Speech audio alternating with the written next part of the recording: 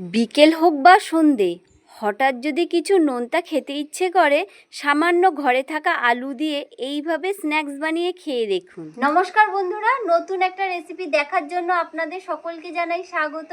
খুব কম সময়ের মধ্যে ঘরে থাকা কিছু উপকরণ দিয়েই আজকে আলু দিয়ে দারুণ একটা স্ন্যাক্সের রেসিপি আপনাদের করে দেখাবো। আপনারা প্রথম থেকে শেষ পর্যন্ত পুরো ভিডিওটা দেখতে থাকুন, আশা করি খুব ভালো লাগবে। এখানে আমি কয়েক পিস আলু খুব ভালো করে খোসা ছুলে নিয়েছি। আলুগুলো এখন গ্রেট করে নিচ্ছি।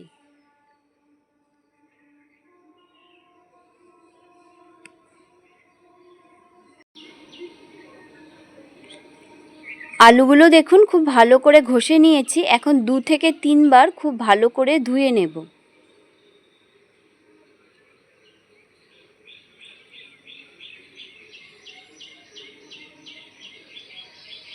ধুয়ে রাখা আলুগুলো একটা বাটির মধ্যে ঢেলে নিচ্ছি।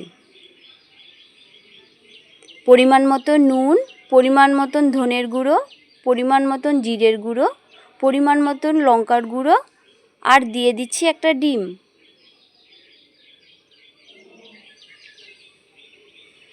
দু চামচ দিয়ে দিচ্ছি ময়দা,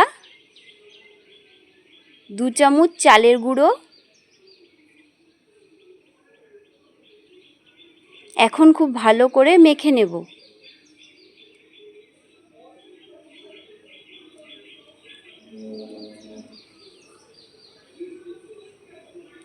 খুব ভালো করে মাখা হয়ে গেছে, ঢেকে রেখে দেব।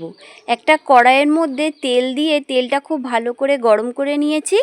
এখন আমি ভেজে নেব।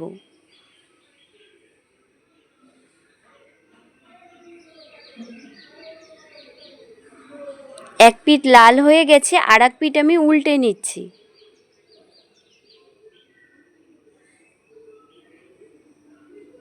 আর দেখুন কত সুন্দর ফুলে উঠছে।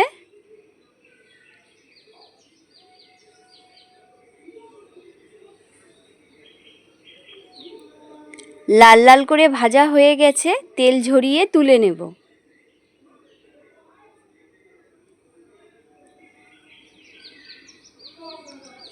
একইভাবে বাদবাকিগুলো ভেজে নিচ্ছি।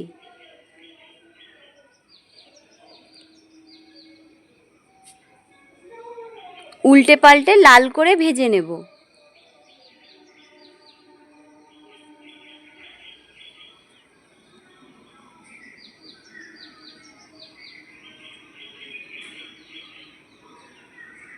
লাল করে ভাজা হয়ে গেছে, এখন আমি তুলে নিচ্ছি।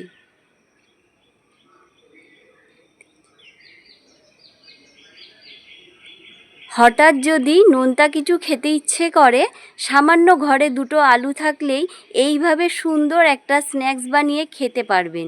খেতে যে এত ভালো লাগে, না করলে বিশ্বাসই করতে পারবেন না। আজকের রেসিপিটা আপনাদের কেমন লাগলো অবশ্যই কমেন্ট করে জানাবেন। আজকের মতন এই পর্যন্ত। ভালো থাকবেন, সুস্থ থাকবেন।